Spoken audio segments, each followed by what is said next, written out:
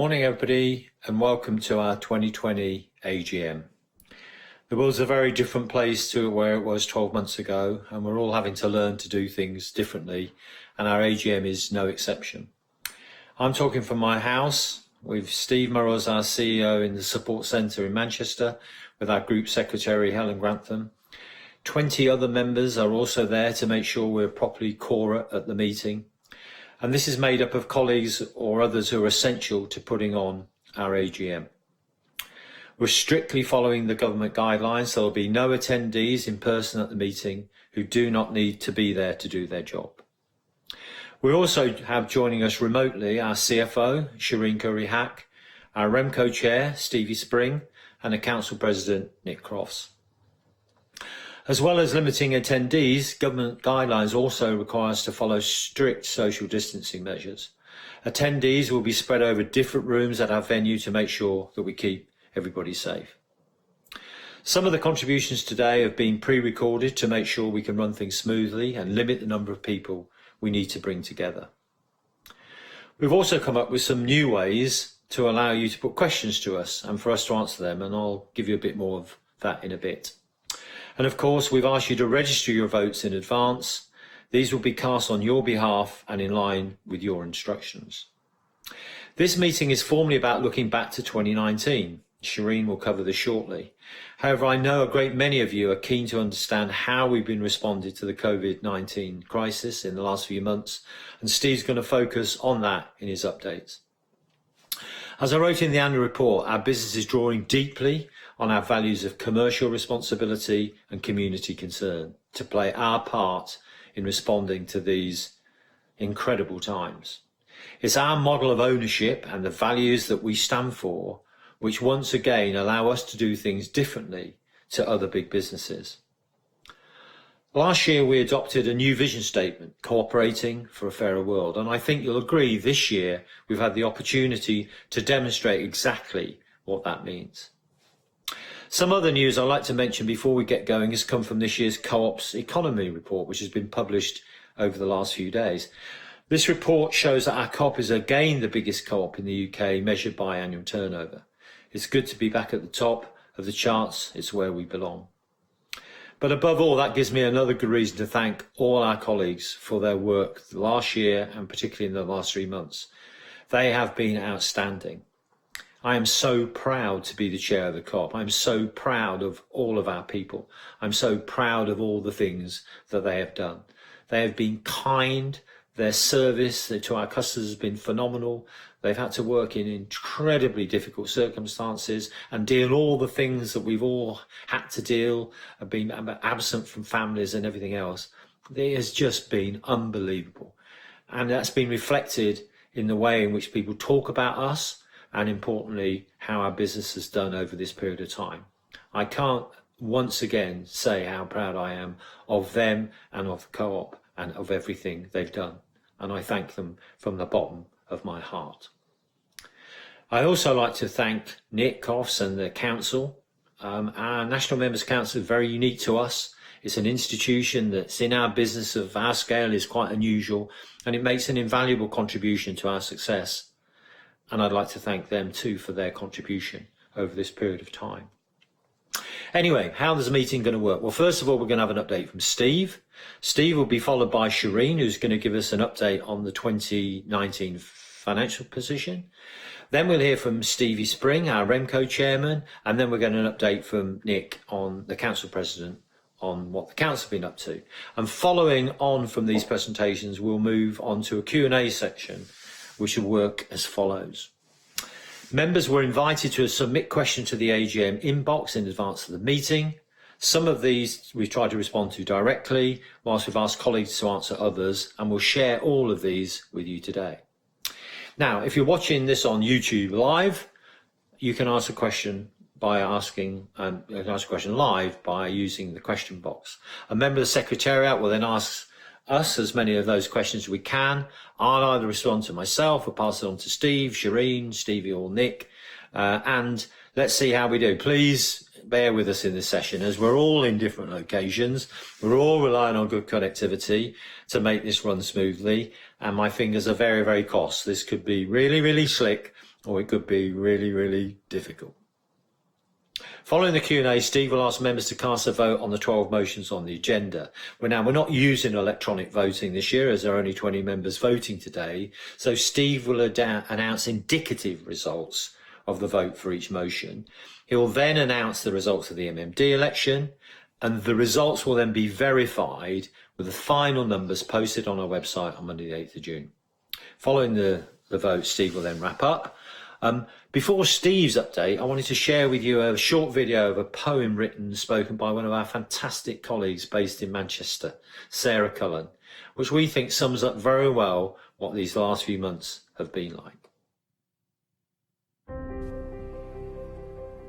Our world was enormous, a whole globe to explore. Then it shrank without warning to within our front door. Restaurants lay empty, the bars shut their doors. No pints to be pulled, no drinks to be poured. Classrooms fell silent, kids stayed at home, and people were furloughed. We all felt alone. Disconnected from family, from loved ones, from friends. We followed the news feeds, asking when will this end? But our heroes kept working, filling the shelves, feeding the nation with no thought for themselves. They buried our loved ones, helped say best goodbyes. They stood by the gravesides, wiped tears from their eyes. They paid out insurance when flights were grounded, and our lorries kept rolling, our teams never floundered. They dispensed the prescriptions, counted out pills, sorted out probate and drew up the wills. They delivered the shopping and stocked up the food banks. They connected communities, and for that, we say thanks. The reason they did it? It's simple, that's true. It's because we're the co-op. It's just what we do.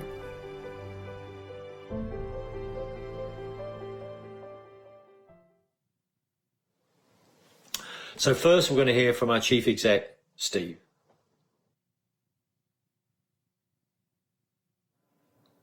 Thank you, Alan, and hello to all of you watching this online. I hope this finds you and your loved ones well. What an extraordinary time, and what an extraordinary set of colleagues we have. Shireen will talk you through our 2019 results in a moment, and you'll hear that we're a stronger, more agile and a better focused co-op than we've been for many years. And that's turned out to be critical in our ability to respond to this crisis. And it's a crisis which has given us an opportunity to live out our new vision, cooperating for a fairer world, in actions as well as in our words. I couldn't start this AGM anywhere else other than by saying a huge and heartfelt thank you to all of our colleagues. Your work through this crisis has been nothing short of heroic. In particular, those of you working on the front line in our logistics depots, our food stores, funeral homes and call centres. I've been blown away by your resilience, your commitment to each other and to your local community and to our co-op. It's been frankly humbling to see. Thousands of families across the country have lost loved ones to this virus over these last 2 months. Many of them have been supported by our colleagues in funeral care, and it's not been easy. Social distancing and isolation have meant our teams have had to get creative and innovative in the arrangement of funerals, but they've done this without losing any of their care or their compassion. For families already in mourning, COVID-19 has added another layer of pain and loss. Our colleagues have been never found wanting in helping those families to grieve together and celebrate the life of a loved one. Like Jane Pearce from our funeral care branch in Bispham Road in Blackpool, who arranged a funeral for a local entertainer. In normal times, the chapel would have been packed to the rafters. Instead, it was just his wife, his niece and Jane. On his final journey, Jane took the funeral cortege to the Working Men's Club where he sang, and the streets were lined with people who wanted to say goodbye and clap him one last time. It's these kinds of thoughtful special arrangements that are making such a difference to families. Now, every part of funeral care has stepped up to meet these challenges. The procurement team has sourced extra PPE from around the world. The property team has located and secured additional mortuary space, and the team in our coffin factory in Glasgow is working 6 days a week, and our HR function has led a massive recruitment programme, all delivered at rapid speed. As a national food retailer, we're playing a critical role in feeding the nation. Our teams in stores and logistics are delivering brilliantly under intense demand. And if we ever underestimated the capacity of our colleagues for change, we've learnt our lesson. From trading hours to purchasing restrictions, from social distancing to cleaning regimes, so much changed overnight, and our team stepped up with great energy, united by the mission of keeping our customers safe and fed. And let me give you just one example of the incredible efforts our food colleagues have been making. One day in April, our store in Sockets Heath in Essex delivered 800 bottles of water to nurses and doctors at the Queen's Hospital in Romford after they heard that the hospital's water fountains had to be turned off to prevent the spread of the virus. And these quick and meaningful actions have been taking place right across the United Kingdom. At the beginning of the lockdown, in just a few days, we recruited and trained some 5,000 additional colleagues to work in our stores and across our logistics network. We work with many companies from the leisure, hospitality and catering sectors to target our recruitment to workers who were about to find themselves out of a job. It actually was a great example of cooperation between businesses. Thank you to our new colleagues for getting stuck in so fast, and I know some of you will be staying with us for the long term. To thank our frontline colleagues in food and funerals, and in recognition that they've had to put their own health at risk despite all of the protective measures we've taken, we decided that we'd reward them with a £150 bonus and an extra day's holiday. In total, that's been a 13 million thank you to our colleagues. As a nation, we're indebted to you. You are our local heroes. And this is in addition to the teams who have been dispensing prescriptions, managing insurance claims, writing wills and managing probate. To all of you and to the thousands of our colleagues currently working from home, I want to say a huge thank you. Many of our colleagues are simultaneously full-time employees, full-time parents and full-time teachers. The boundaries of work and home have blurred, and we're grateful for the understanding of your partners and your children as we get through this extraordinary time. It really is a family effort. I can't let this moment go without also pausing to remember the colleagues we've lost to COVID-19 in these last few weeks. We're heartbroken by the news and our teams are grieving. To their families, we offer our sincere condolences, and we're so deeply grateful for the service that they provided to our co-op. At the co-op, we only do what we do because we're passionate about the communities that we're serving. And community and cooperation have never been more important than they are right now. Our rapid response to the emergency in the last few months is built on a foundation of years of commitment led by our members across the United Kingdom. When this crisis broke, we weren't starting from scratch. We were already on the ground with good relationships and existing resources. That meant we could move rapidly, and that's what we did, putting people and communities first.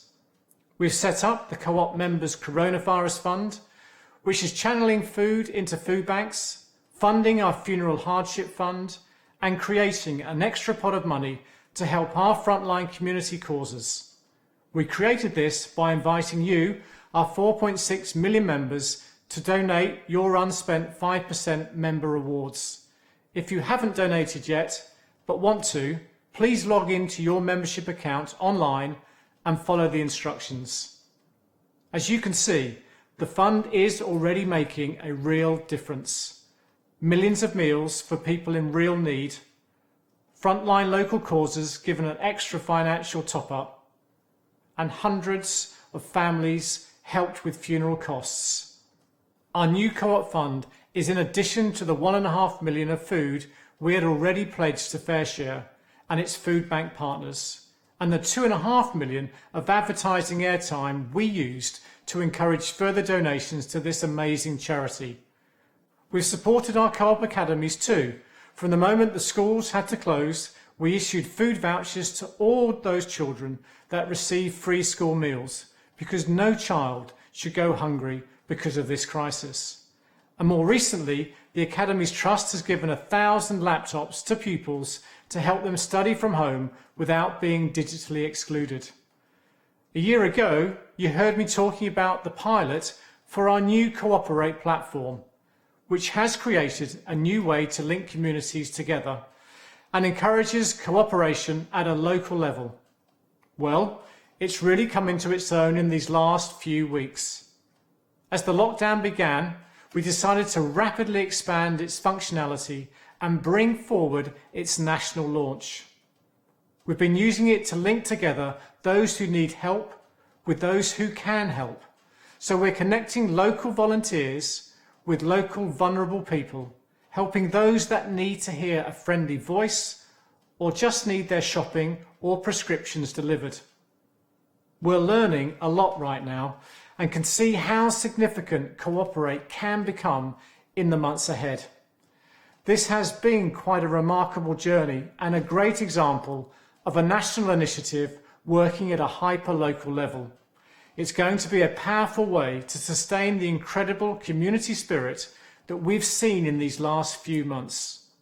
Finally, I want to give a special shout out to our amazing member pioneers. We have more than 700 of them, paid colleagues, working across the country, and we're recruiting another 300 right now. They've been making a real presence on the ground, either by starting up mutual aid schemes in their areas or pitching in to help others expand their work. Caroline Beardsmore, working across Hebden Bridge and Todmorden, is a great example of the work our pioneers are doing right now. Caroline helped to set up the local COVID-19 community group in Todmorden. They've been coordinating food drop-offs in the area, supporting homeschooling by connecting local teachers to parents, and organising telephone calls to the elderly. Well done, Caroline, and all of our member pioneers. And thank you to our National Members Council too. You've championed our member pioneers right the way from the very start. And I know you've been backing all of our colleagues through these last few months. What all this shows is the power of cooperation. Our business has stepped up to meet these extraordinary challenges. Our colleagues have shown immense resilience. Communities have witnessed what co-op commitment looks like when it matters most. And we've shown what cooperation can do in a crisis. Now we need to show what it has to offer to the world when the crisis recedes. And there are still many challenges ahead for our nation and an opportunity to do these things differently as we come through the pandemic. We can show what cooperating for a fairer world can look like and bring more and more people with us on that journey. I'll have a bit more to say about that before we close the meeting. But for now, let me just thank you, our members, for believing in a better way of doing business and a better way of caring for our communities, and for supporting us and working with us through these incredibly difficult times. Thanks for now, and I'll hand you over to Shireen for a summary of last year's financial performance.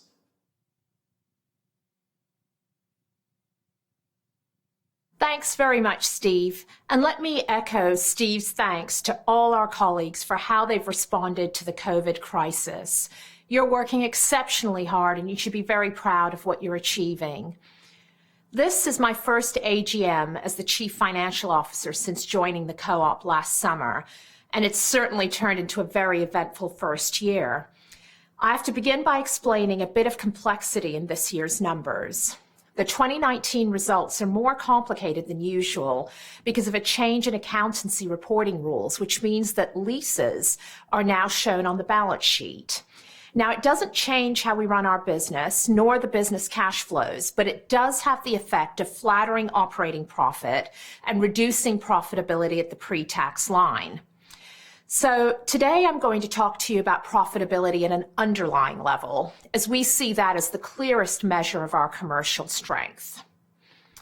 Revenue growth for the co-op group as a whole was up 7% in the year, mainly driven by another strong performance from our food business.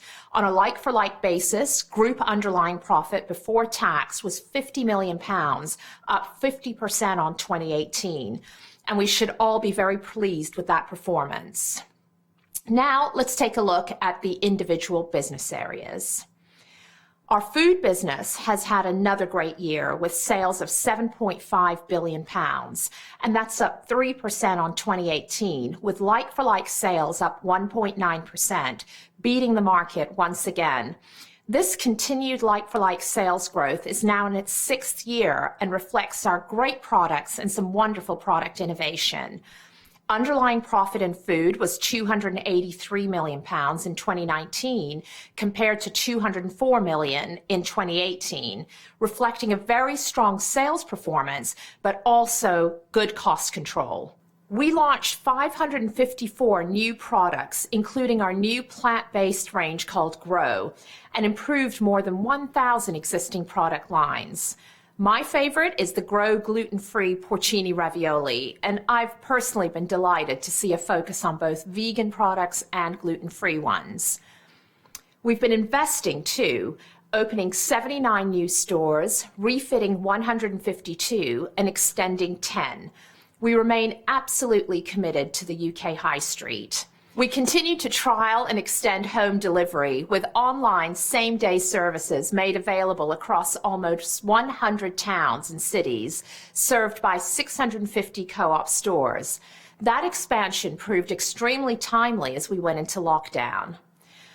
Our wholesale business recorded sales of £1.4 billion in the year compared to £1 billion in 2018, reflecting a full year of trading. The business recorded a loss of £10 million in 2019 against a restated £21 million loss in 2018 that included integration and acquisition costs. The numbers include a restatement of our results for NISA following the identification of some historical accounting errors in relation to the acquisition in May 2018. These errors arose because of control weaknesses over some finance processes within NISA, and our new finance team, which identified the issues, are working to resolve these. The loss we're reporting for 2019 does not change the merits of the NISA acquisition. We have a refreshed strategy in place, and we can see significant potential growth in the wholesale business. NISA has connected very well with the co-op over 2019, and we're seeing great collaboration between colleagues, as well as unlocking product proposition opportunities for partners. This remains a strategically important acquisition for us, enabling us to expand into 5,000 new outlets with our co-op brand in a capital-light way, generating cash and buying scale. Now, moving on to funeral care, which, as Steve said, has been playing a critical role for the nation during this crisis. In 2019, our funerals business had another challenging year, with sales and profit down on 2018, which was a situation we were already reporting at the half year. These challenges saw underlying profit fall by £13 million from £25 million to £12 million. We conducted 5% fewer funerals than the previous year. Now, we're absolutely committed to our funerals business and are in no doubt that it has a great long-term future. But like the whole of this sector, it's having to adapt quickly to a rapidly changing market. As many of you know, we agreed the turnaround strategy for the funerals business last year and have begun its implementation. Our strategy is responding to the increasing expectations for choice, affordability, and digital convenience. But of course, nothing we do will change the care and compassion that our colleagues bring to this work. And because of the incredible pressure that our funeral care colleagues are now under, we're going to reprioritize some elements of the recovery strategy so that our colleagues can focus on the current crisis. A further issue I want to share with you is that we've made the difficult decision to disagree with our external auditors over their change of view about the appropriate accounting for our funeral plan arrangements. We've continued to follow the approach we took in 2018, which our auditors signed off on last year. This means that our auditors have given a qualified audit opinion in respect of our application of the IFRS 15 accounting standard on revenue recognition. The board took this decision because we believe that the approach that we've chosen is the right one. It most clearly reflects the true commercial nature of our funeral plan arrangements, and so properly illustrates the underlying performance of the business for you, our members, and makes our accounts clear and accessible for everyone. Now on to Co-op Legal, which I'm delighted to say is making excellent progress and is really starting to punch above its weight.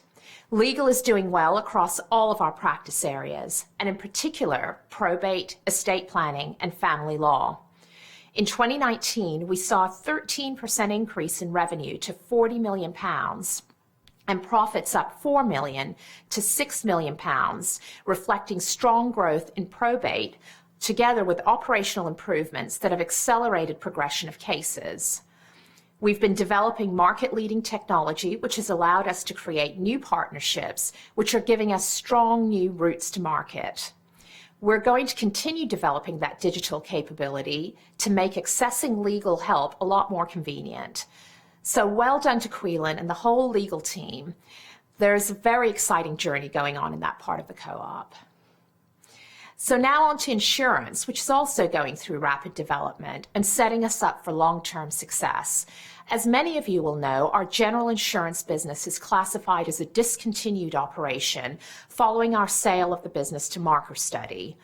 That deal is still working its way through regulatory approval. Meanwhile, we've been building up our capability as a distributor of insurance products without the risks associated with underwriting. In the last year, the team has done amazing work bringing to market great new products which are distinctive and cooperative.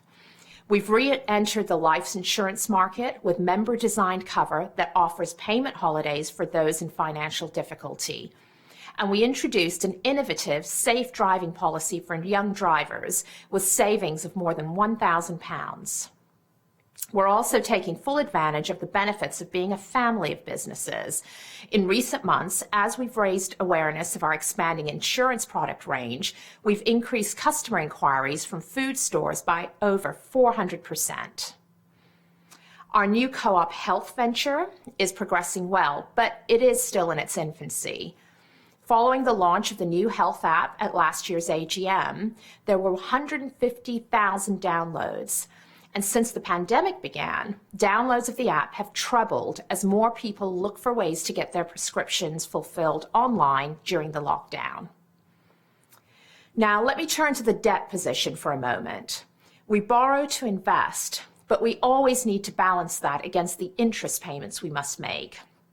We're comfortable with our net debt, which has been reduced by £69 million to £695 million. It's because of our commercial strength and the loyalty of our members that we've been able to continue to give back to local communities all across the country. £76 million was given back last year in the form of £59 million to members directly and £17 million to more than 4,400 local causes. A further £1.2 million was invested into Co-op Academy schools in 2019 as part of a 4-year commitment to invest £3.6 million. 6 new schools opened, taking the total to 24 at year-end, and we're on track for 40 schools in the next 2 years. Like many of you, I love this part of work. We're giving children a better chance in life, and we're doing it using cooperative values. We've invested in our environmental goals too. 76% of our plastic packaging is now easy to recycle, up from 72%. We've banned black plastic packaging, increased our use of recycled plastic, and rolled out the UK's first nationally available compostable carrier bag to 1,000 stores. We know plastic really matters to you, and we're driving forward as fast as possible. Showing leadership is always important on this issue, and we became the first British retailer to have science-based targets to reduce greenhouse emissions, and the first to sign the UN's Our Only Future campaign. So overall, a good year for us, driven primarily by food. Now, of course, this year is going to look very different, with factors at play which we could not have predicted just a few months ago. Looking ahead, it's clear that the COVID-19 virus is causing hugely significant disruption to the UK economy, as well as to everyday life in the country. 2020 will now be dominated by this global event. It's impossible to predict with any certainty what the full impact of COVID-19 on our business operations will be. So far, we estimate that the impact on our costs is between 200 and 275 million pounds, including significant increases in payroll, logistics, store expenses, investment in colleague safety, and the impact of social distancing on the type and size of funerals we undertake. Some of this will be offset by increased food sales and the changes to business rates announced by the Chancellor as part of the government's COVID-19 response. With the disruption set to continue into the foreseeable future, we'll be reviewing our business planning and investment decisions regularly to ensure that they're still appropriate in these rapidly changing conditions. So thank you for now, and we're going to hear from our board director, Stevie Spring, for our remuneration report.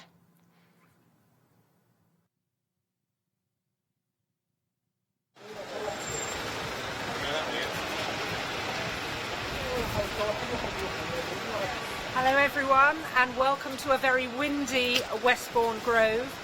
This is my fifth and most challenging and challenged AGM. Not just the wind, but we're doing this under lockdown. So I'm sorry we'll miss out on our usual informal face-to-face time. But I'm happy to answer your questions later or at a later date. Now, hopefully you've had a chance to look at our remuneration report. So my job today is just to highlight what happened for 2019 and to briefly explain our approach to the decisions we made last year on all matters pay and reward. But like everyone else today, I'd like to start by adding my personal thanks to all of our colleagues for the fantastic job they're doing. They've been working tirelessly to ensure our customers and members have been able to access our great products throughout the pandemic, including, I have to say, deliveries to me at my home during the 4 weeks I had the virus. It meant a lot. They meant a lot. And I was particularly pleased that our 56,000 thank yous genuinely delighted frontline colleagues. That thank you package was very intentionally designed to be inclusive, part cash, part co-op gift card, and part extra time off. So to our execs, where we always have a difficult balance to strike, we know we have a different business model with a different way of doing business, and we know that our members, our owners, have different expectations of who should earn what. But we still need a senior leadership reward structure that's fair to them and to our members, that rewards high performance, that reflects our principles and values, and that allows us to attract and importantly hold on to the rare talent we need to run a 10 billion turnover organisation. For the first time in 5 years, we've increased salaries for 2 serving members of the executive, Jo and Helen. Jo Whitfield's salary has been increased in increments through her tenure as acting food CEO, through to fully fledged, outstanding leader of a business now with a much expanded wholesaling division. Helen Webb's role as Chief People and Services Officer is of an importance and value that was not reflected in a reward equal to other functional leads. And with the full backing of the Council Advisory Group, we've rectified that to show we value both the excellent job she's doing and the intrinsic value of our most senior people role. We also welcomed 1 new member to the exec team, Shireen, as Chief Finance Officer, on a package lower than her predecessor, which reflected, at the time, a more stable co-op. But we gave her relocation support. Shireen has moved her family north to commit to this role, and we provided financial help for her to do this. Under our policy for all necessary relocations, we pay a maximum of 50% of salary, repayable if the colleague leaves within 2 years.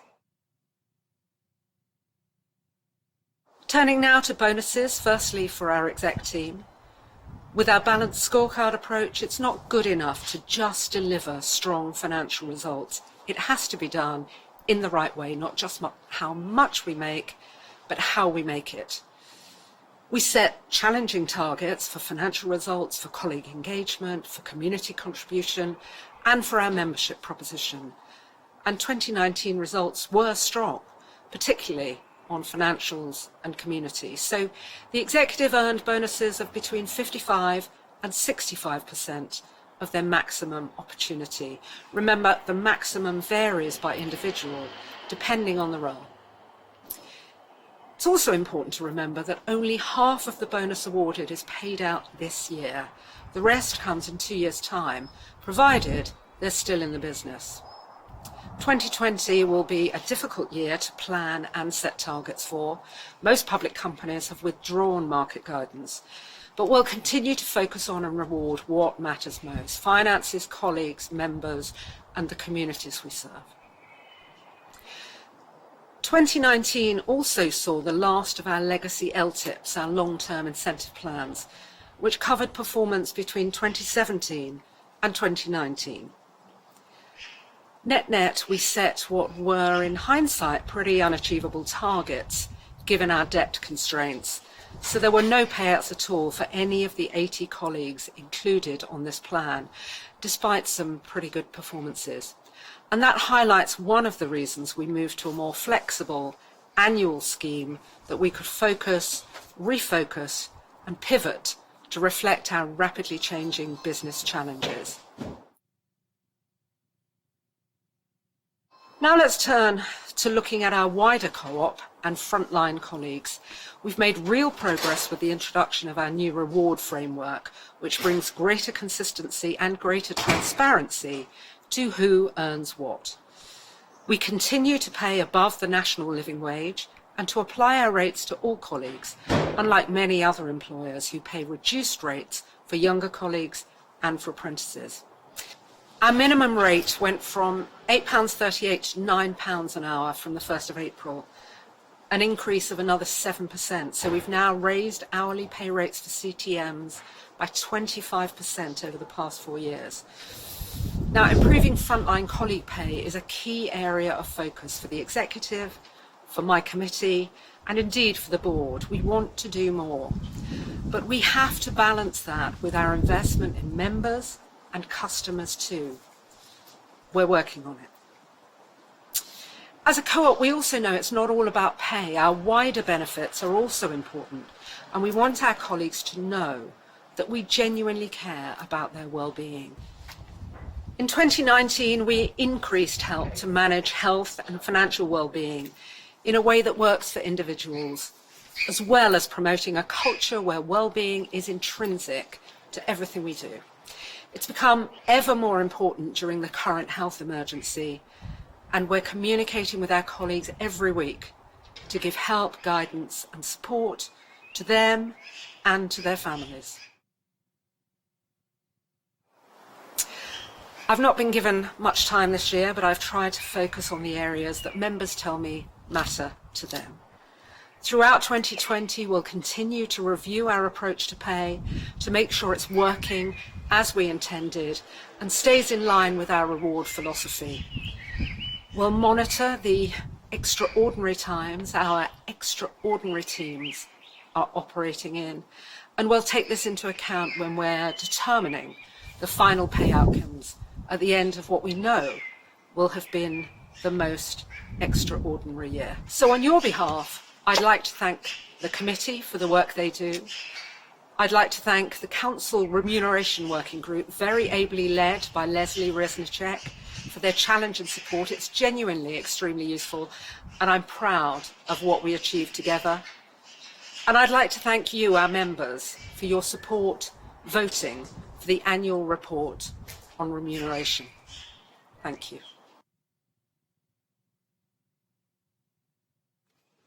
Hello. I'm Nick Crofts, President of the National Members Council. I'm glad to have the opportunity to join our AGM. We meet virtually, of course, during a global crisis of extraordinary scale and reach. COVID-19 will be the defining moment for very many of our lives. And how our co-op responds both to the immediate emergency, but also to the long tail of its aftermath, will determine our place in the UK for decades to come. And our co-op has responded by living our cooperative values. There's so much for our members to be proud of. From the establishment of the Coronavirus Fund and our sale of the Big Issue in stores, to the launch of the Cooperate platform and our free school meals for academy school students. And of course, there's one golden thread that links all of these together. Our colleagues. Each and every day, they have risen magnificently to the task of keeping the nation together. And on behalf of the National Members Council, I want to pay tribute to each and every one of our colleagues. In every store and depot, in every funeral home and office, in every nation and region, all of our colleagues everywhere, you have been the front line. Thank you so much for all that you've done. We're incredibly proud of you. And our hundreds of member pioneers have also shown themselves to be the glue binding our communities together, doing so much good and helping our communities to thrive when it's needed now more than ever. Members coming together with members to support one another through the crisis. This is cooperation in action. And I'm so grateful to all of our member pioneers for everything that they've done. It's not easy, of course, during a moment of crisis to look back, but it has been a busy year for the Council. Over the last 12 months, Council was proud to champion our Safer Colleague, Safer Community campaign, because it's just wrong that retail workers suffer abuse, intimidation and violence just for doing their jobs. More than 600 of our colleagues made submissions to the government's call for evidence, sharing sometimes horrific stories of violence and abuse. And sadly, we've been waiting for the government to respond for more than a year. So the Council led the campaign of letter writing to members of Parliament, asking that the government finally respond and take action to better protect retail workers. Council knows what happens when members come together with members to campaign. So we designed a join-in opportunity to encourage our members to support the campaign and to write to their local MP. More than 3,000 individual letters have now been sent. COVID-19 has proven once and for all just how vitally important retail workers are to the life of the nation. But our members, of course, have always known. And despite the crisis, the Council continues to work, holding the board to account and influencing the business on behalf of our members. As always, Council provides challenge and support. Quite rightly, we challenge the board to do more, to go faster, to be bold. And Council work with the board to shape the society's new vision, cooperating for a fairer world. This shared vision could hardly be more relevant than right now. Challenge and support, that is cooperation. And cooperation too from the tens of thousands of members that voted in the AGM and elections. Thank you to all of you for participating in the co-op that you own. Congratulations to all of the successful council candidates, and thanks to everybody for putting yourself forward in the election. There is a very big job of work ahead for council. We know that it's not just what our co-op does, but how we do it that is key. It shouldn't take a pandemic to prove the impact that humans have on our shared planet. Cooperators have always known we care about the world we share. Sustainability goes to the heart of what we are as a co-op, and it will be our co-op values that help shape the world that will come after the crisis. We've shown through our actions that self-responsibility, equality, solidarity and honesty are timeless values that continue today to change lives for the better. By caring for others, we've demonstrated our concern for all of our communities. We've lived our values every day. Cooperation works. Cooperation has never been more needed, and it is cooperators that will own the future. Thank you. Thank you all for that. Now we'll move to the Q&A session. We've had some questions already sent in to us. We've asked colleagues who we feel are best placed to respond by pre-record, and we will share the questions and their answers with you first. Then we're going to take any questions that are live from members. And remember, if you're watching on YouTube, please type your questions in the comments box. This will be picked up by one of our colleagues and then passed to me. I will then answer them myself or get Steve, Shireen, Steve or Nick to do. We want to aim to answer as many questions as we possibly can. So please keep your questions short. Please, all of you, keep your fingers crossed. This could be fun. Thanks.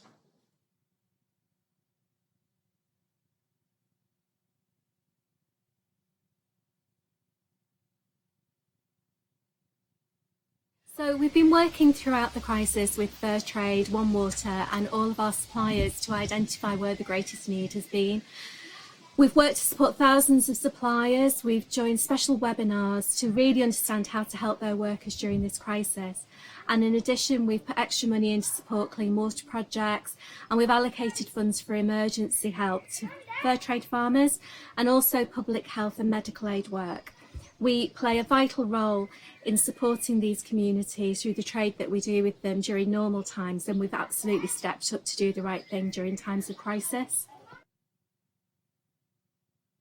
So we know that there are many customers who are unable to reach our stores, and our priority is to ensure nobody goes without food. Co-op online is a small but growing operation. We are now open in over 500 of our stores, and we reach over 1,200 catchments. So whilst it's not nationwide yet, we've really accelerated, especially during crisis. We've got hundreds of slots available, and we keep reviewing this. Our orders are picked in store and deliveries are made via third-party partners. We've been working really closely with them to really look at further initiatives, looking at how we can step up delivery slots. And we've also got a volunteer scheme up and running that can deliver to those who are in an area but are not supported by our online service.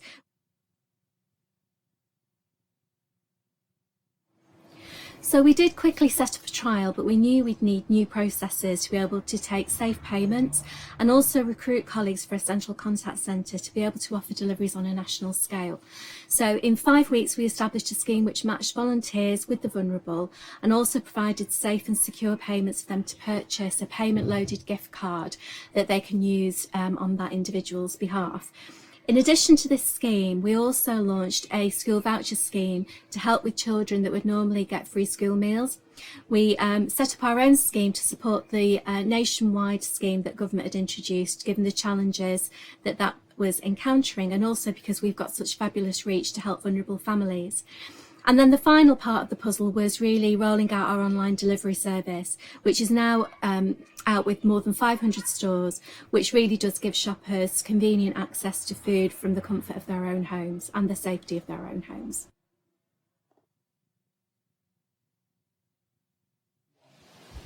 So thanks for the question, Simon, regarding cycle parking facilities at our stores. Encouraging emission-free trips to our stores is really important, and we know many of our customers visit us on foot and on bike, which is great, especially as we're so local for so many of our customers. And also, as you'll know, Co-op is committed to cutting carbon emissions and reducing our own carbon footprint at the same time. And it's great that we're actually working on an exciting new piece of activity with Greater Manchester Council, which is an initiative regarding cycling and walking.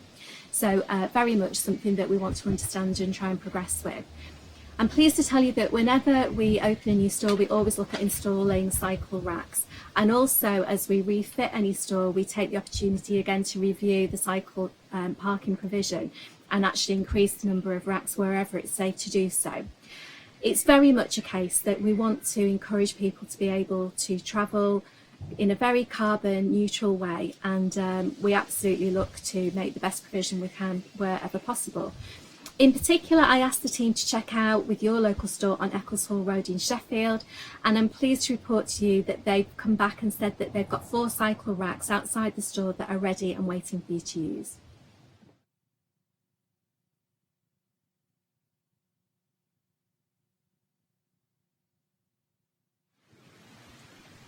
It's great to hear that you're pleased with our approach to ethics and sustainability and that you support our continued commitment to transparent and honest reporting of our progress. As a co-op, doing what we say we will do and being held to account is core to how we operate and important in maintaining the trust of all of our members and shoppers. With reference to plastic, back at the AGM in 2018, members voted in favour of our commitment to move all of our own brand packaging to easy to recycle by 2023, and I'm really delighted to say that we've made amazing progress on this. COVID-19 has obviously impacted the pace we can move and slowed us down a little bit, but we're aiming that by early 2021, that's 2 years ahead of our original target, all co-op own brand packaging will be easy to recycle at home or in store when we launch our unique co-op fund recycling scheme.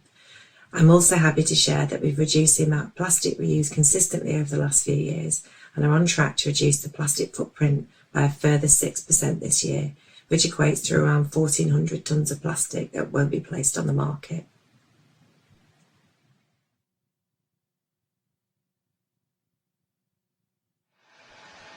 Roger, thank you for your question. As you infer, we're currently making savings on claims costs as a result of customers driving less. In part, these savings are counterbalanced by the increased costs of implementing home working. And of course, we've no idea whether claims patterns will be more severe once the lockdown is lifted. That said, we consciously decided to focus our initial attention on those customers made vulnerable by COVID, and therefore those most in need, in particular those unable to afford their insurances. We've taken a range of actions to help, including waiving excesses on claims, extending the duration customers can remain in temporary accommodation, extending cover on empty properties without charge, adjusting the anticipated mileage of customers without a fee, extending the duration of vehicle hire, offering greater flexibility within products at no cost, increasing cover for key workers and volunteers, deferring premiums, and in the case of severe hardship, we've used the anticipated claims savings to create a hardship fund to support the most vulnerable by paying their premiums. We've done this throughout lockdown in dialogue with the Financial Conduct Authority, and we'll keep the situation constantly under review. What we've chosen to do isn't as headline grabbing as an arbitrary refund, but hopefully our focus has meant we've helped those in the greatest need.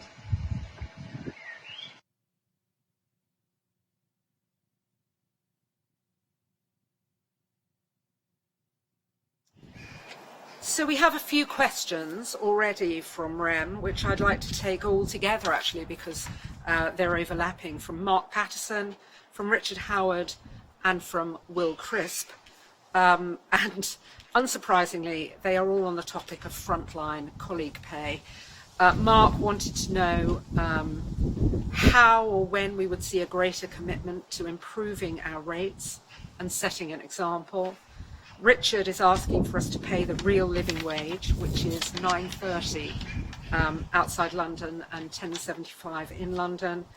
And Will, who voted against both me and the DRR because of variable executive pay being too high when we're not paying real living wages to frontline colleagues. As I say, I think all of those are very similar questions, and they are all around when are we going to turn up the volume? Now, you've heard me say almost every year, in fact every year, for the last 4 or 5 years, that this is my prime priority.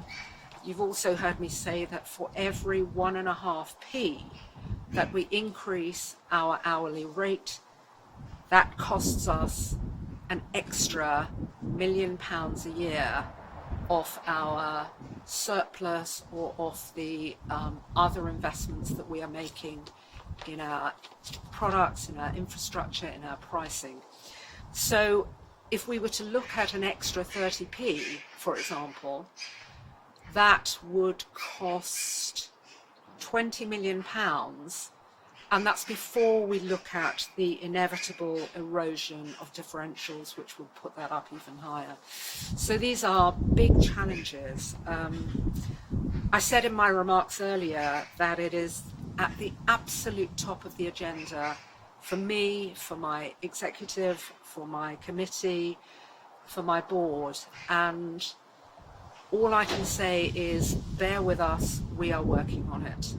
But we absolutely appreciate that members are focused on how we pay frontline colleagues, particularly at a time when we are badging them and recognising them as key workers, which indeed they are.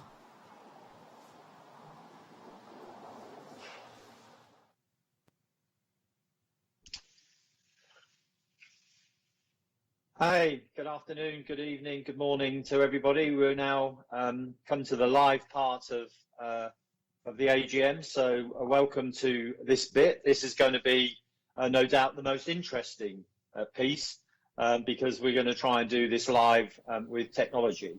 So we had, as you saw there, a number of questions that we got pre-asked because we wanted to get individual colleagues from around the business to be able to answer those.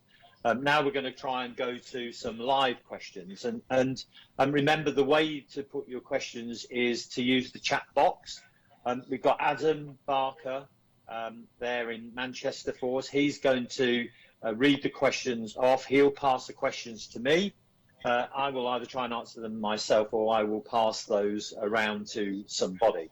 So as I said earlier on, this could be the very interesting bit. This is going to be the test of our technology and our ability to answer questions at the same time, probably. So, Adam, have you got any questions so far that you can pass on? Hi, Alan. Yeah, Hi, the Adam, first how are you? question is from Paula. I'm good, thanks. Paula would like to know, do you think it's a good idea to offer members the chance to donate all of their points or member awards to chosen charities in future, as you did recently with the Coronavirus Fund? Okay, that's a very good question, Paula. Thank you for that. I think I'll probably pass that on to Steve because I know this is something he's thinking about. So this is the question, Steve, about whether we think this is a good idea going forward to get members basically to be able to donate their points to charities and causes, all of their points in the future. Steve. Alan, thank you, and Paula, thanks for the question. I think in truth, we're testing it. COVID's given us the chance to see whether or not it's something that members really value. Certainly the exec team think it's really important, and it's a way in which members can effectively make a difference in their local communities. We're pleased with what we've seen so far. We've been able to raise close to 400,000 so far through the COVID fund in this way, and we'll keep monitoring it. I think it's one of the most important differences that we have within our member scheme, but we'll let members decide for us. Good, thank you, Steve, and thank you, Paula. I think Steve's right. That's something that we're going to continue to monitor. What we've had so far from members has been phenomenal, and I think it's all part of, you know, how people are thinking about what they do with their monies and their funds and their points at this moment in time. Many more of our members are thinking about what they can do for other people with what they've got there. So, critical thing. Adam, what else have you got? So the next question is from Peter. He'd like to know, are there any plans to introduce two-way communications between council members and members, as this does not seem to happen in Scotland at the moment, apart from the occasional live event? Sorry, Adam, I just missed the end of that. Could you just repeat that one for me? Questions from Peter.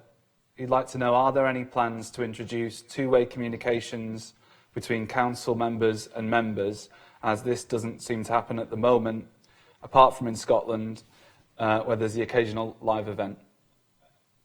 Okay, good question, Peter. I'm going to pass that over to Nick, actually, who's in his kitchen. So, Nick, can you pick that question up? Yes, indeed I can. Thank you, Alan, and thank you for the question, Peter.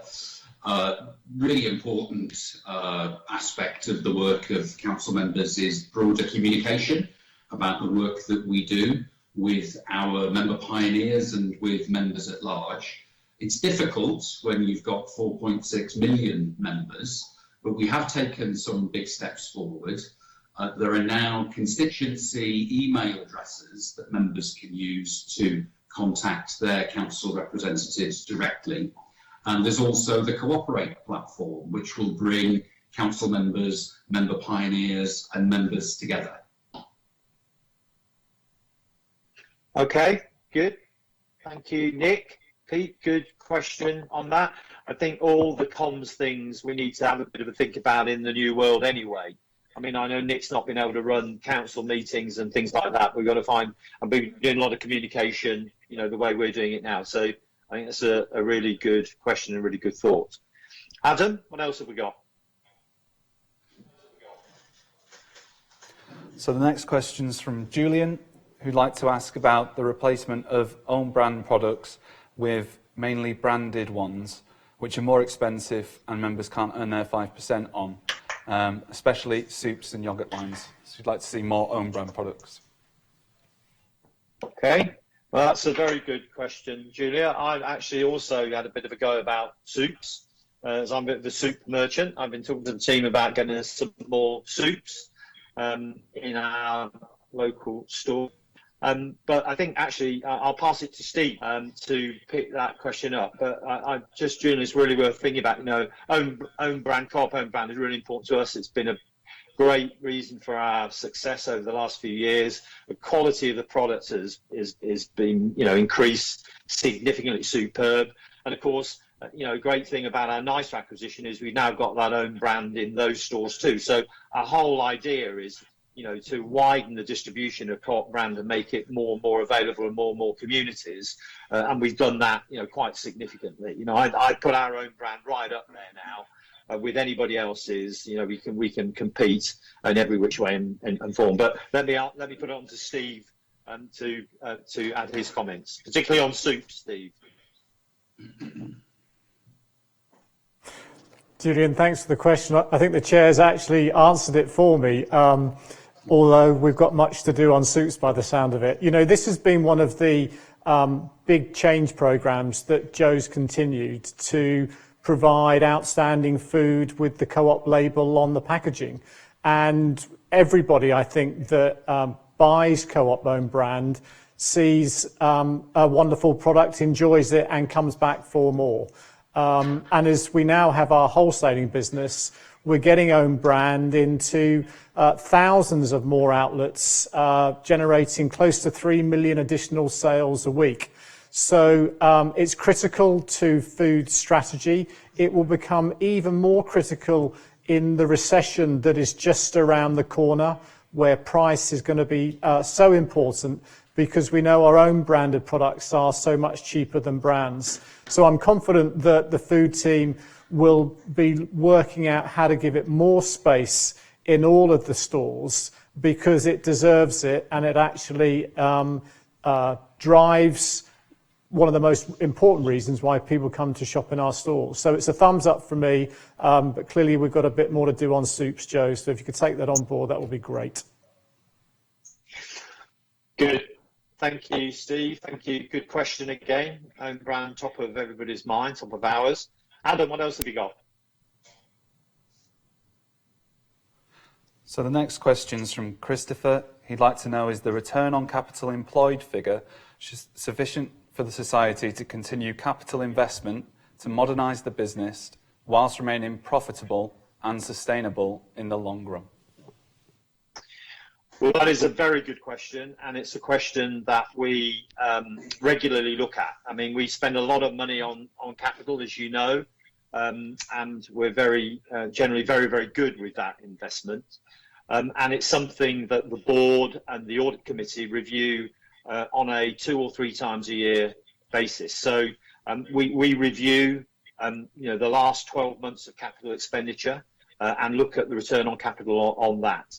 And I have to say, our track record is very, very good.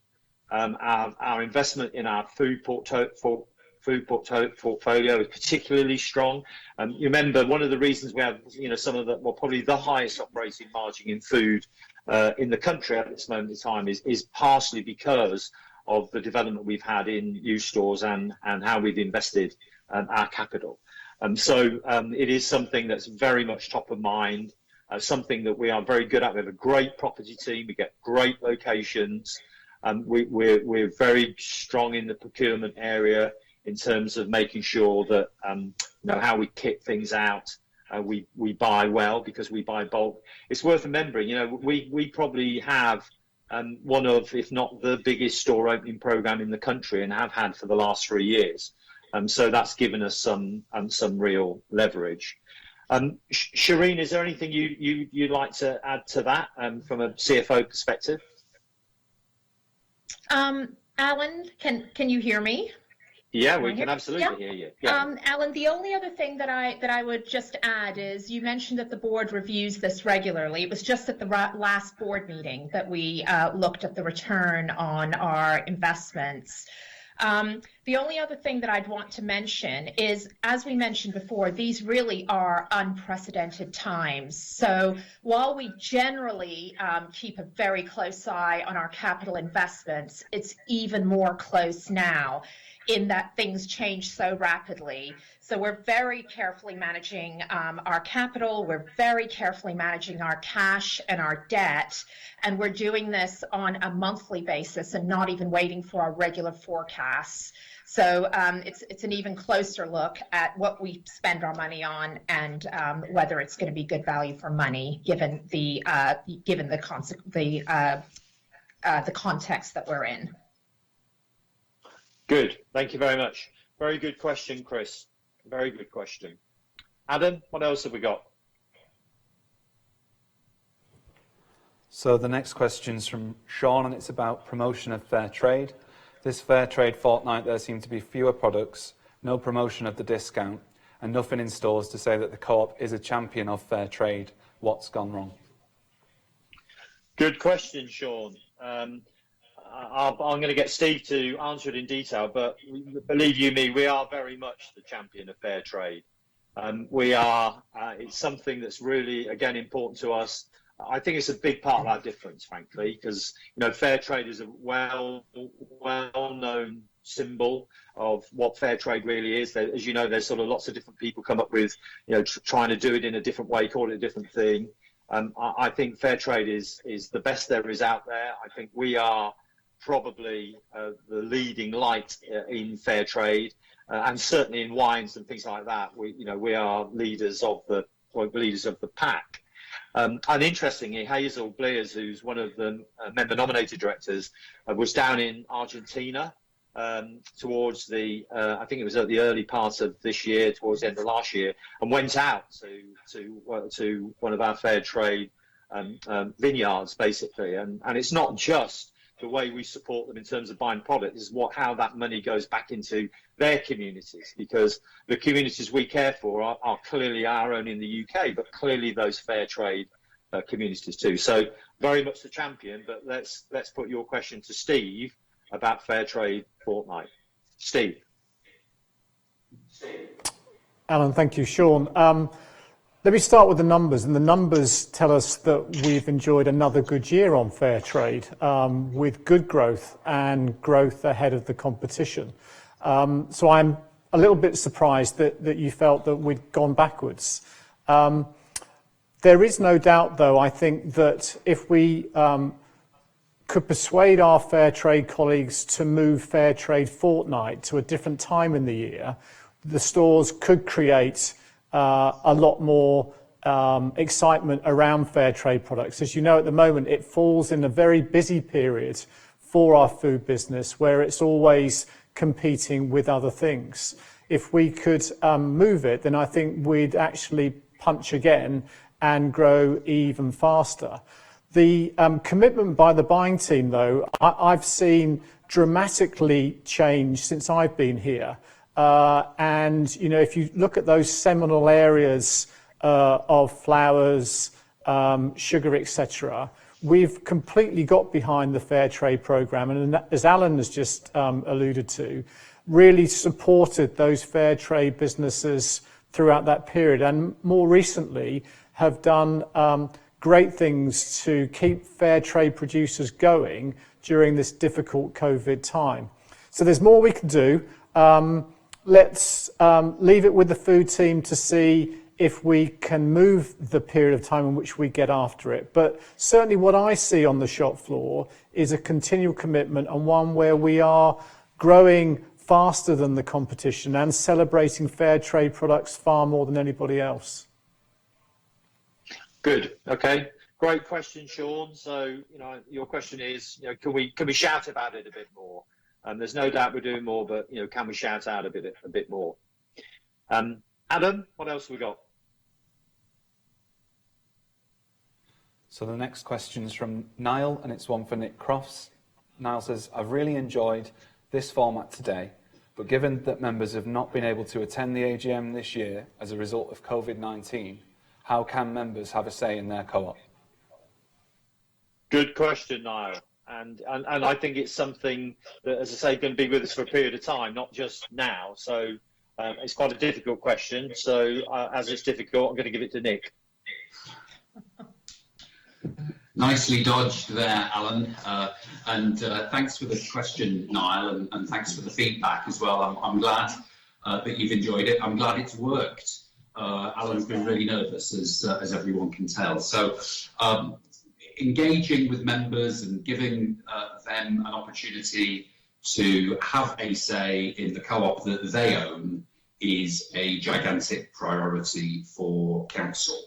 And this digital AGM, I think, is an interesting exemplar because we've been doing some other digital things as well. So for a while now, we've been sourcing questions ahead of our council meetings that council members have then been able to put to the directors and to the business. We've also been receiving questions during the council meetings through social media, which have been really helpful. One of the motions on the AGM agenda today was crowdsourced by one of our council members. Cat Rose from Yorkshire and the Humber reached out to members to look for the subject matter for one of today's motions. So I hope that members vote in favour of that. That's quite important. Our member pioneers, of course, have been doing fantastic work. We heard from Steve earlier that the Cooperate platform was launched early, and that gave an opportunity for member pioneers to bring members together to support communities, and it could hardly have been more important than this time. We're still recruiting member pioneers, as we heard from Steve. There are 300 vacancies, so if you're interested in getting involved in that way, then please do. We'd love to have you join us as a member pioneer. It's a massive priority. And again, the details for that are on the Cooperate platform. And then the other thing to mention, of course, is Join In. Join In is our platform that enables members to share their thinking on products and services and campaigns. We really value the feedback. It's a really innovative thing that the co-op has been doing. I'm hugely proud of it. 250,000 members have now joined in. If you haven't yet, please register. We'd love to have your feedback. And then the final thing, Alan, just to say, is that Council will be, if it's possible, holding our Join In Live events later in the year. We'll be holding them all across the UK. These are localised members' meetings, really important opportunity to draw members together face to face. So if it's possible for us to do so with social distancing guidelines and so forth, we'll be doing that later in the year. So keep your eyes open. Very good. Thank you. Thank you, Nick. Thank you, Niall. Thank you, Kat. She sends me about 3 emails a week with different ideas. A great member of the council. And I think also on the join in piece, I'm with Nick. I think this has been a breakthrough because generally it's been quite difficult for members to communicate, and it's been a communication thing. The join-in thing is more than communication, because it's great feedback for us and for the operators in the business about what's working, what's not working, about products, because members are consumers too. And so I'm a big supporter of that. And the fact we've got, had 250,000 members join in tells you something that members feel that it's a good way too.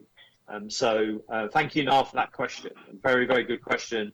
Let's all join in. I think that's the message. Adam, what else have we got? So we've had a few questions from colleagues, so Mark and Nathan, around how changing the way we are working in stores and also more colleagues working from home during the current crisis has been crucial in delivering our customer offer. Will we be looking to keep streamlining tasks in the future?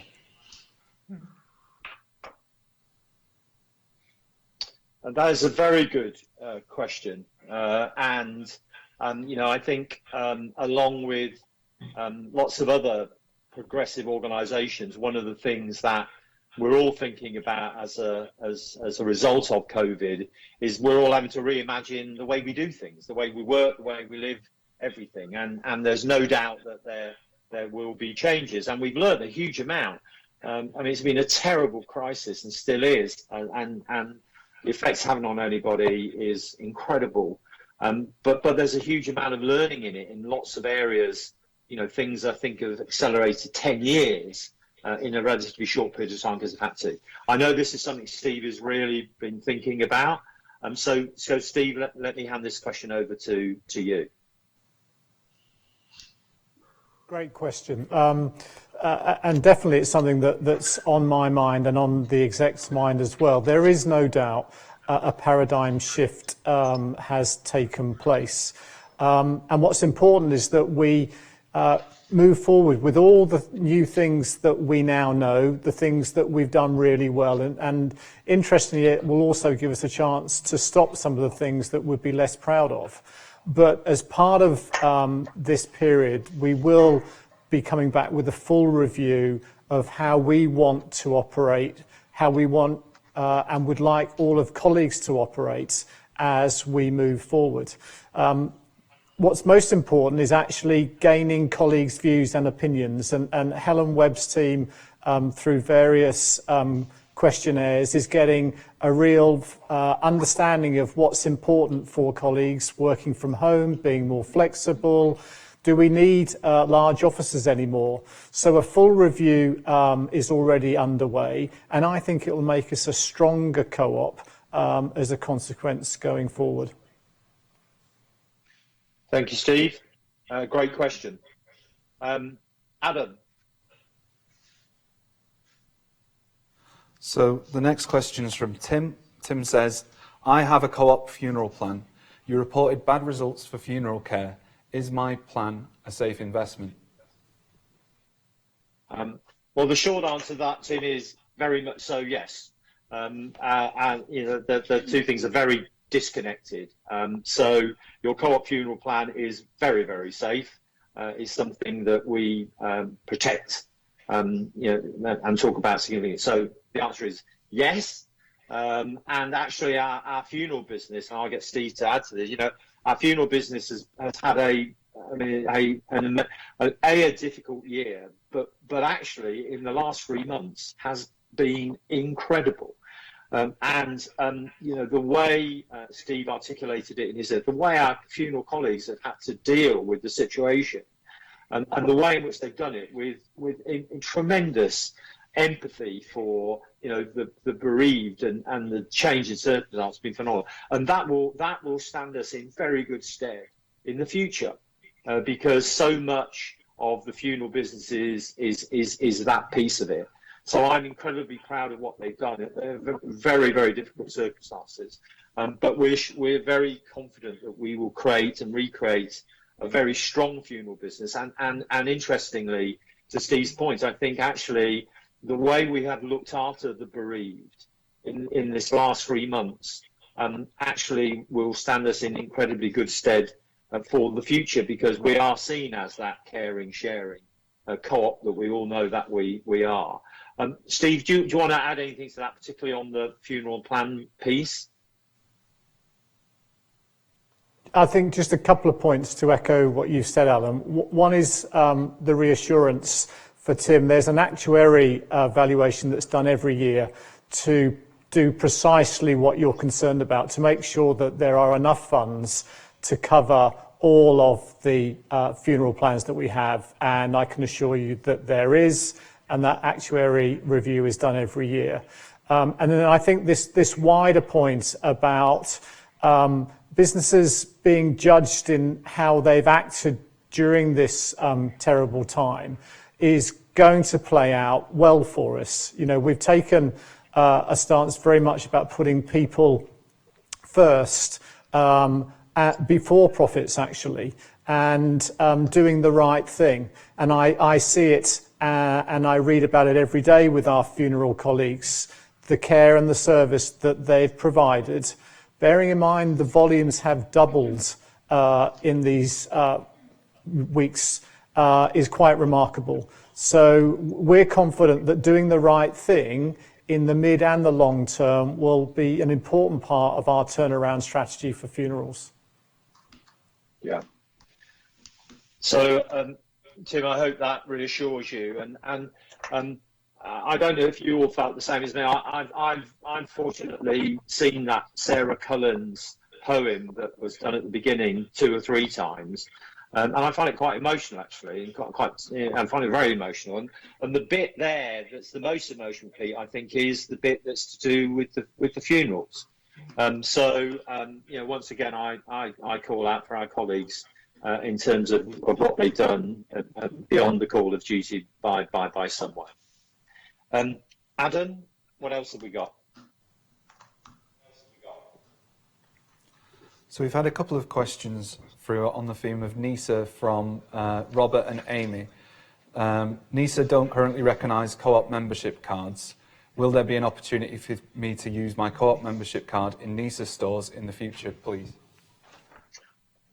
Good question, Robert and Amy. And I'm glad you mentioned, Nisa, that as you saw, we've had a couple of issues from an accounting perspective, which our team uncovered, which we've resolved, and try now we'll find out exactly why and what, and do something off the back of that.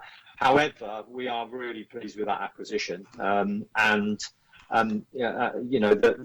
performance in over the same period of time as ours has been excellent. They're very much in the communities.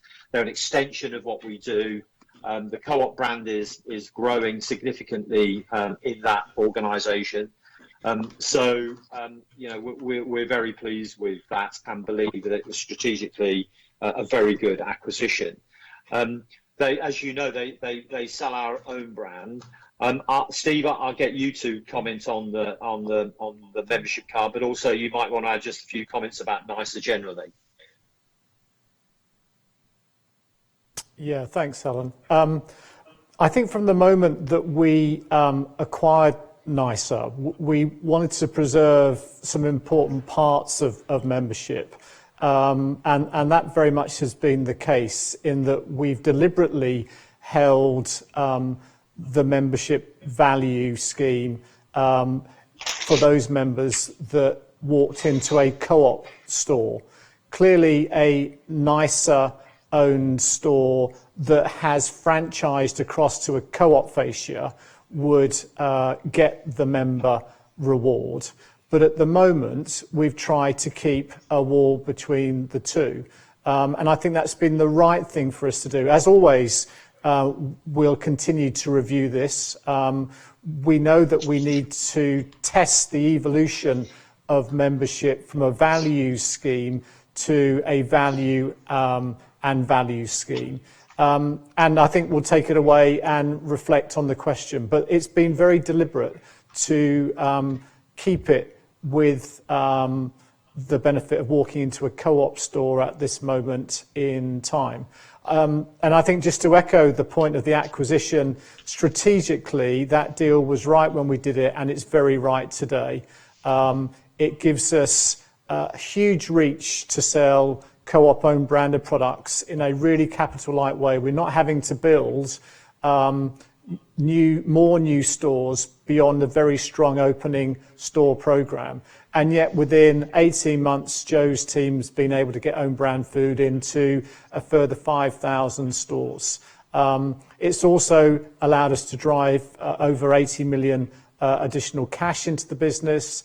And as we said, drive our buying scale, providing an additional 50 million in better terms. So it's a business that we know we can scale, and I'm really looking forward to the coming years and seeing how the food team are going to do that. Thank you, Steve. Thank you, Robert and Amy. Good questions on NISA. NISA, I always call it NISA. Adam, what else? So next question's from Lee, who asks, how are we doing with diversity within the upper tiers of management, given the co-op operates in a number of diverse communities? Well, I'll get Steve to comment on that. I'm one of the things I'm very proud of at board level and executive level is our diversity. I think at board level we probably have the most diverse board, I would say, in the UK, and at executive level, again, our diversity is very strong.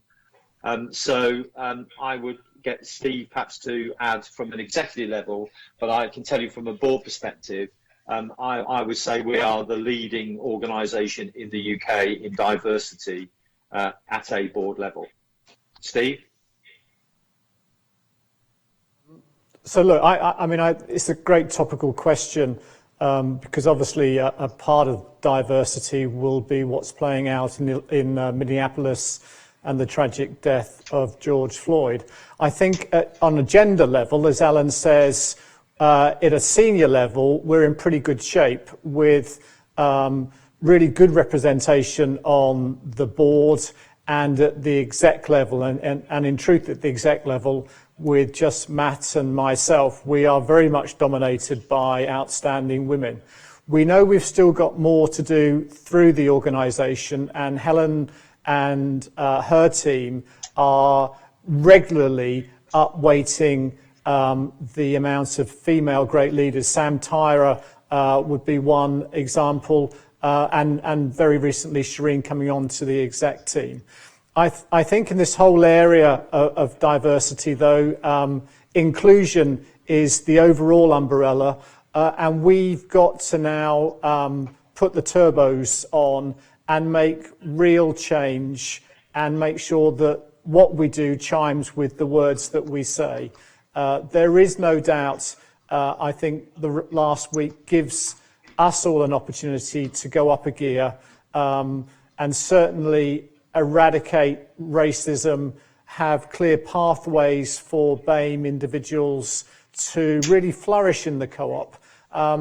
But, you know, I think overall for me, it's not just gender, it's colour, it's religion, and these are things that make the co-op very unique. And so I'm very keen that we set some challenging targets going forward now so that we can look back, see real change and be an employer of choice for all colours and creeds and genders in the UK. Good, thank you, Steve. And I think we all agree with that. The fact that it's topical now is ridiculous. It's something that's been topical for a long period of time, and you know our aim is to be the most diverse and inclusive organisation in the UK. And I think you also have to remember so much of this is, you know, we're in the community probably more than anybody else is in the community, and all our colleagues in the community, you know, largely reflect those communities, and that's, you know, that is for me also as important as what it is at the top of the organisation. It's what is it in the communities that we're in. If we're going to be part of the community, then we need to be part of the community and what that community shape and looks like. So very, very good question. Adam? So the next question is from Rebecca, who asks, how have you been supporting colleagues' mental health during the current crisis, especially those in funeral care whose hard job has been 100 times harder? That is a great question, Rebecca, and is something that has been very much top of our mind through all of this. I'll get Steve to take you through it, but through Helen Webb, who is our HR director. Helen is absolutely wedded to this. It's something we've been dealing for a period of time, in truth. And as you know, I'm very much part of the foundation. A lot of the foundation work has always been around that mental health, particularly in youth, where the foundation has done some fantastic work. But Steve, do you want to just comment on the work that Helen's been doing and basically how seriously we're taking this?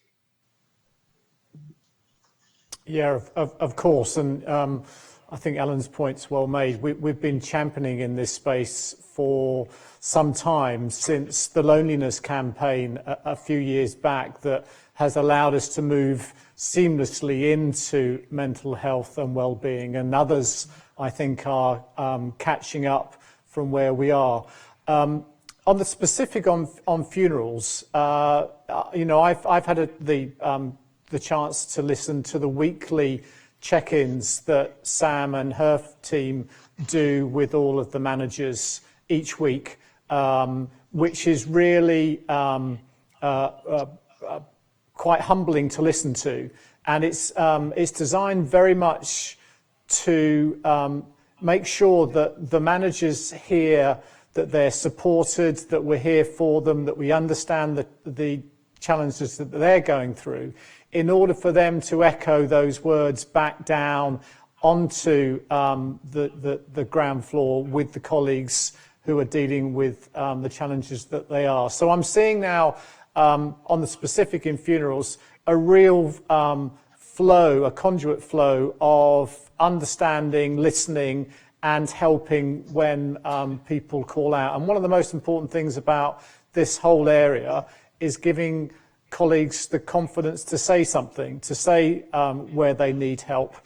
Helen's wellbeing programme through the crisis has really put us in a strong place. On some of the specifics around COVID, we're seeing two groups of people: those that are on their own, probably in a flat with no garden, desperately needing contact. And then we have the pressures of families, two parents working, trying to teach their kids at the same time, and looking for some form of mental relief from that.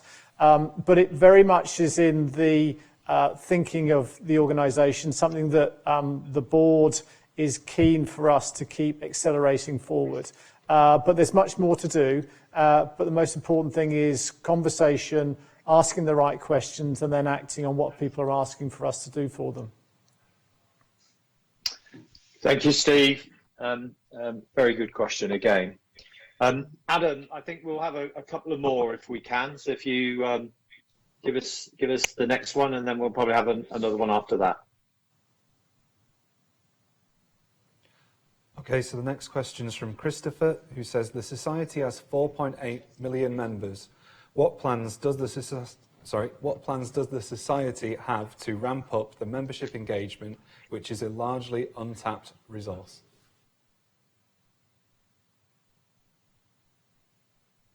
Sorry, Adam. There's a bit of a noise in my ear then. Could you just repeat that again for me? Sure. The society has 4.8 million members. What plans does the co-op have to ramp up membership engagement, which is a largely untapped resource? Okay. Christopher, very good question. I think I'll sort of split this, actually. I think, Nick, I might get you to make a few more observations, sort of where it is, and then pass it over to Steve. So, Nick, do you want to have a little go at that to start with? Yeah, thanks, Alan. Great question, Christopher, and absolutely grounded in the view that our millions of members are our biggest resource. And I think that's absolutely correct, and that's certainly the view that the council would have. So I talked a bit before about the opportunity for two-way communication between council members and member pioneers, and I think that's going to be a really important part of this. And then in the environment that we're in now, because of the crisis, but also because we're all becoming much more acquainted with digital tools, we've all been Zooming, we've all been using Teams, we've all been FaceTiming, etc., etc. I think the digital toolkit that we'll be having to engage with members is going to become increasingly important. So the really interesting question, picking up on Alan's point about his huge support for Join In, is how we as a co-op can take the next step.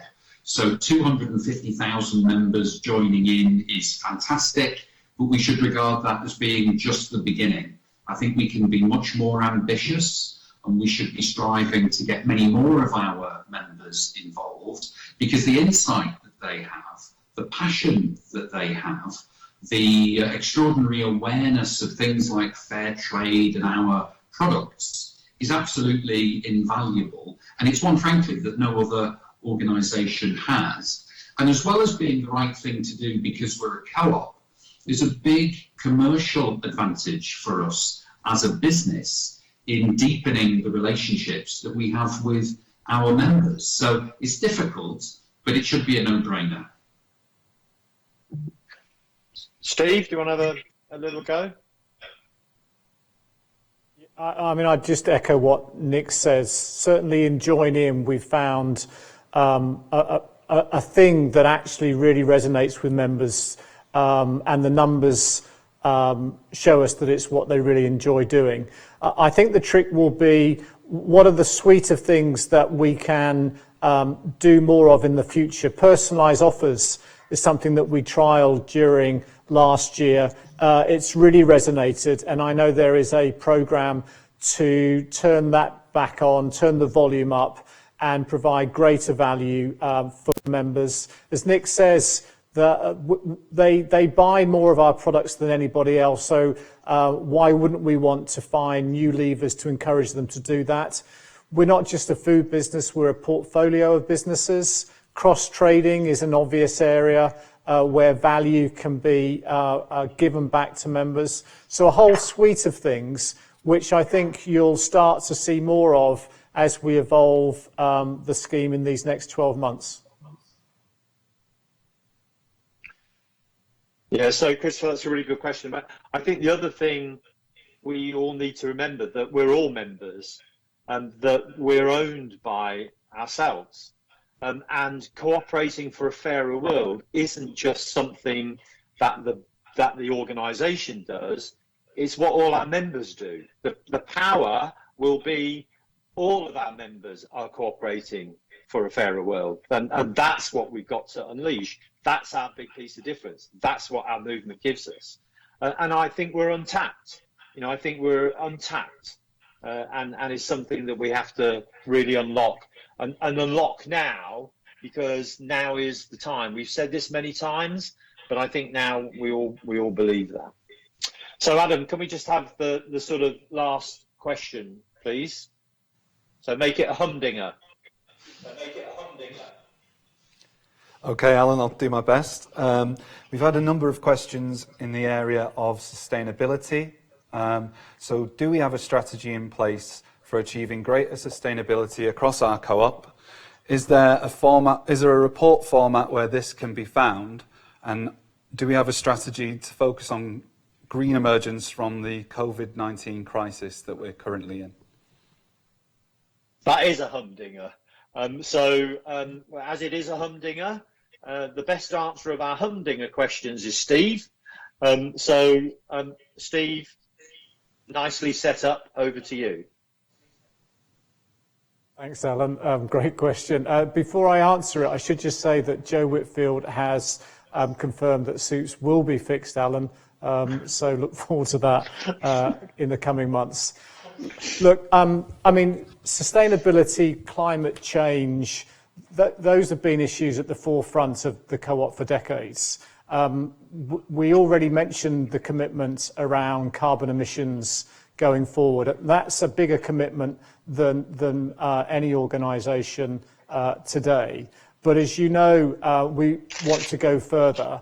And I think COVID acts as a brilliant springboard to remind everybody, frankly, that the issues on the climate have been helped quite dramatically by the fact that we haven't been in our cars, industries haven't been harmfully affecting our planet, and so it gives us good thought going forward. The way that we'll communicate progress is through the Co-op Way report. The sustainability programme sits very much within putting our community plan on steroids, which we talked about a year ago when we were framing cooperating for a fairer world, the vision for the group. So it's front and centre in our plans going forwards. We are ahead in many areas, but I think there's also a level of realism, which is this will just become the norm of how businesses should work. Everybody will be trying to go faster than each other. And in a way, that's a good thing. If the Co-op can encourage the rest of the country and the world to do what's right for the climate, then actually that's great. We don't necessarily have to always be first, but what we want to do is make sure that this planet that we enjoy is here for many, many years more. So the programme is live. Mike Fletcher has huge energy around this. There's some really good progress that we're making, and I think it's right that we continue to drive in this area. It's what our members encourage us to do, and you know the motions of last year set us very much on that journey. And Steve, do you want to just mention about reporting? So we'll use the Co-op Way as the vehicle to report, and I think we'll also consider other communication lines, Alan, because it's such a topical thing for our members to hear about. Okay, good, brilliant. Thank you. So I think we'll proceed. I think these, when you do virtual stuff, over 2 hours becomes quite tricky. And we've had some brilliant questions there, so I appreciate that.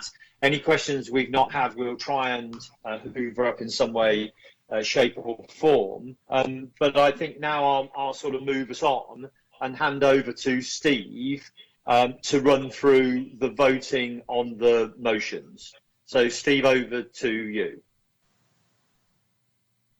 Thanks, Alan. Now, for those members that are here in Angel Square, they all have their ballot papers and they are going to be voting on all 12 motions. Could I please ask all of you to cast your votes now? Whilst that's taking place, a member of the team will collect the papers when they have been done and will get completed. Now, as you know, we only have a small number of members voting in Angel Square today, with the majority of our members having given their voting instructions prior to the meeting. I'm therefore going to announce the provisional results this morning. These will be verified and final results published on Monday. I'm going to do this in 2 stages, and the first is for the first 6 set of results. Just waiting for them to come up. Here they are. And so as you can see, these are the provisional results for those first 6 motions, and I'm pleased to say that they have all now been passed. And thank you for voting to reappoint your directors, including me. If we go to the second 6 motions. Again, I can now confirm that they have all been passed, including those from our council and the independent societies on ethical retailing and the support for the wider cooperative movement and climate change. Thank you all for sharing your views on them. These are really important topics. And as I mentioned earlier, the results will be verified and published on our website on Monday. Now for the results for our member-nominated director elections.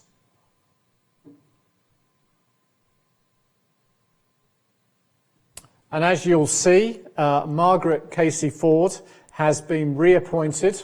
Congratulations, Margaret. We'll also put these results on our website. Alan, that now concludes this year's motion, and so back to you. Thank you, Steve. Thank you very much, Steve, for that. And congratulations to Margaret. Be re-elected as a member-nominated director. She's been an excellent member-nominated director, and I'm pleased to have her reinstated. So thank you very much for that. Before we finish with Steve talking a little bit about the future, I just want a couple of things really. I mean, first of all, I just want to once again say to our colleagues, our members actually, thank you very much for all that you've done, particularly over these last few months where it has been very difficult. And I think we will come out of it, and are coming out of it, stronger than we went into it. And if you can go into something as terrible as this and come out of it stronger than you went into it in all sorts of different ways, that is the biggest tribute you can pay to anybody in any organisation. And so I pay that tribute to all our colleagues and all our members. The second thing is that I heard a great thing the other day which talked about in the new normal, whatever the new normal will be, but actually there are 3 characteristics that organisations and people will require to succeed in that new world. The first one is about resilience, to be resilient, both as individuals and as an organisation. And I think, you know, as an organisation, we showed tremendous resilience over the last few months, and our people have shown incredible resilience over that same period of time. The second is to be brave. And, you know, sometimes you need to be brave in these situations, and there's been a number of questions that have raised today which are really saying to us, step it up, be braver, be brave in some of these things. Now's your time. And so I think we can be brave, and we can be brave and braver as a result of where we are. And the last thing is, when you've been resilient, when you be brave, be kind. Kindness has come back. Kindness is now important for people. Kindness is the new norm. And we have the capability to be kinder than any other organisation in our communities, the way in which we relate to them. So be resilient, be brave, be kind, be co-op, and cooperate for a fairer world. So thanks for your time today. So far, so good. Hope you enjoyed it. It was different. It's a new thing for us. It may be where the future is. But thank you for joining us. And above everything else, stay safe. I'm now going to hand over to Steve.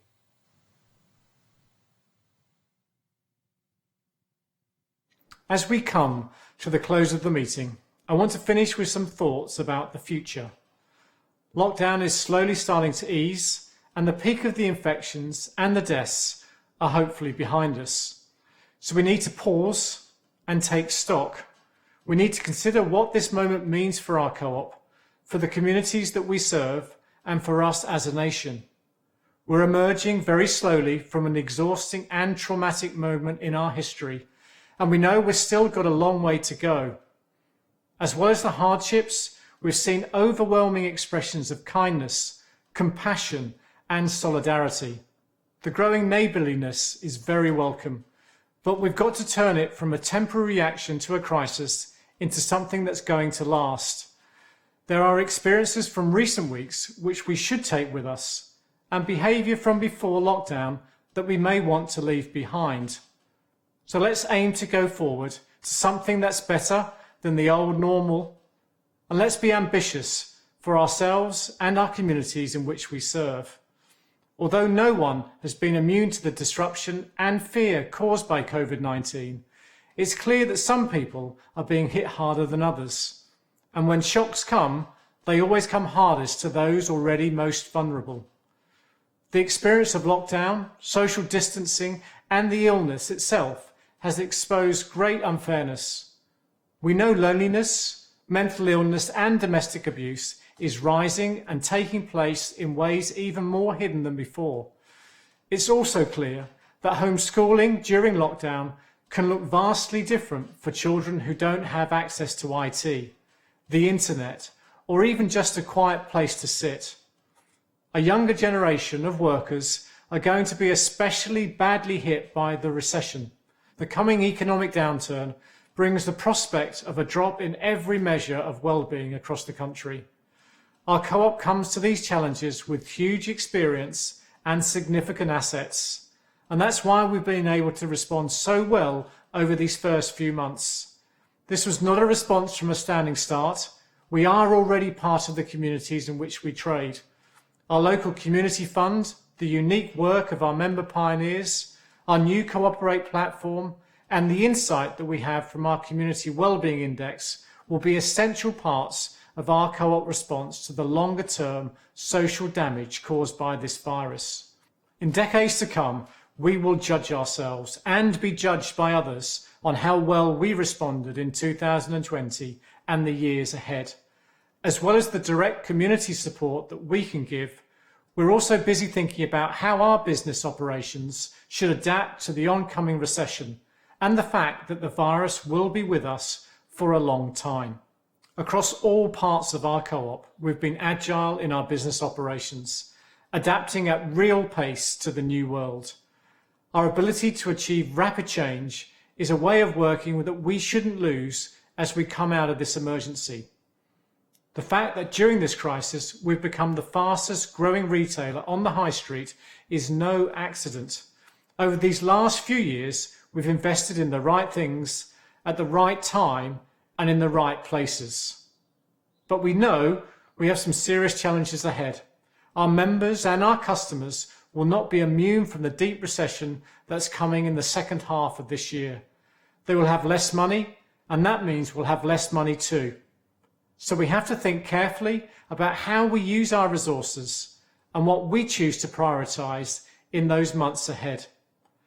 There will be some tough choices to make if we're going to get through the economic slump in good shape.